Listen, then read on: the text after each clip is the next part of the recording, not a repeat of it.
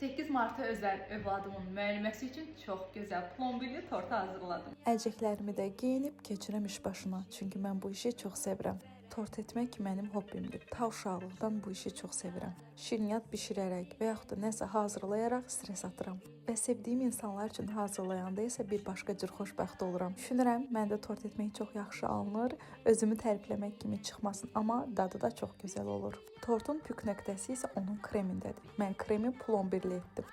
Əlbəttə ki, 26% qaymaq, labne pendiri, pudra şəkəri və qatlaşdırılmış süddən əlavə etdim. Pınar markasının labne pendiri bu qaymağa çox xüsusi dad qatır. Biskvitlər soyduqdan sonra tortumuzu yığa bilərik. Çalışın hər zaman tortu bir gün öncədən yığın ki, dad çəksin. Arasına isə arzu etdiyiniz, ən sevdiyiniz məhsullardan yığa bilərsiniz. Pinterestdən kəpənəkləri tapıb foto yerindən çıxardıb tortumuza çox gözəl bir ab-hava qatdım. Torta bəzək olaraq yeməli muncuqlardan da istifadə etdim. Necə alındı? Fikirləriniz önəmlidir.